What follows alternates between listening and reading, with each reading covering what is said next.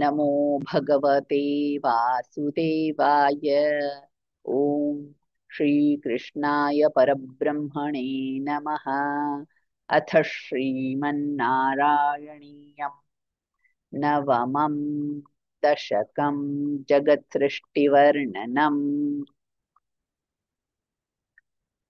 स्थितः स कमलोद्भवस्तव हि नाभिपङ्केरुहे कुतस्विदिदमम्बुधावुदितमित्यनालोकयन् तदीक्षणकुतूहलात् प्रतिदिशं विवृत्ताननः चतुर्वदनतामगाद्विकसदष्टदृष्ट्यम्बुजाम्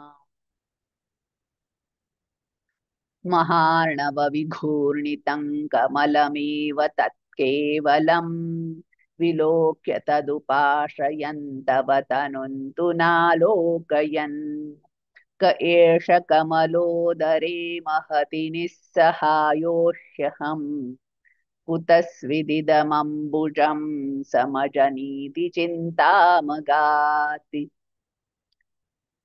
अमुष्य हि सरोरुहः किमपि कारणं सम्भवेत् इति स्म कृतनिश्चयः स खलु नालरन्ध्राध्वना स्वयोगबलविद्यया समवरूढवान् प्रौढधीः त्वदीयमतिमोहनं न तु कलेबरं दृष्टवान् ततः सकलनालिका विवरमार्गगोमार्गयन् प्रयस्य शतवत्सरं किमपि नैव सन्दृष्टवान् निवृत्य कमलोदरे सुखनिषण्ण एकाग्रधीः समाधिबलमादधे भवदनुग्रहैकाग्रही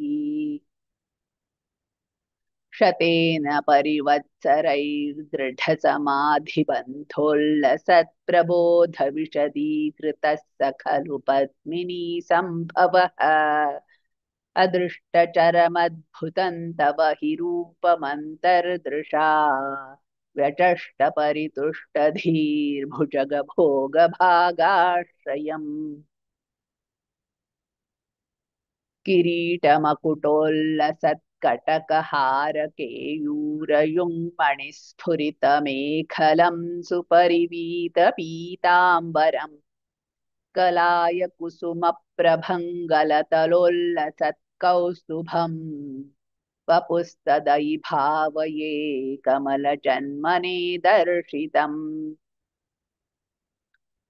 श्रुतिप्रकरदर्शितप्रचुरवैभव श्रीपते हरे जय जय प्रभो पदमुपैषि दृष्ट्यादृशोः कुरुष्व धियमाशु मे भुवननिर्मितौ कर्मठाम् इति द्रुहिणवर्णितः स्वगुणबंहिमा पाहि माम् लभस्व भुवनत्रयीरचनदक्षतामक्षताम् गृहाणमदनुग्रहं कुरु तपश्च भूयो विधे भवत्वखिलसाधनी मयि च भक्तिरत्युत्कटेत्युदीर्य गिरमादधा मुदितचेतसंवेधसम्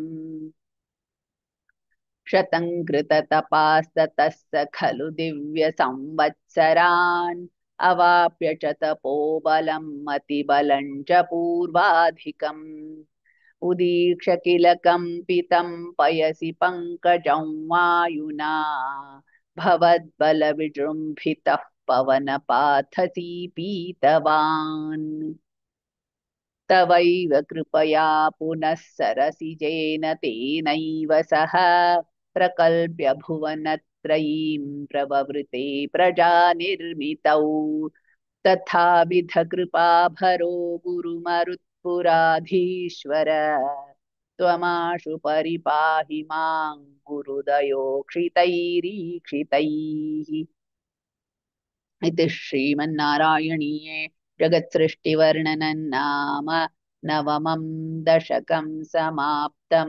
नारायणाखिलगुरो भगवन्नमस्ते। नारायणाखिलगुरो भगवन् नमस्ते।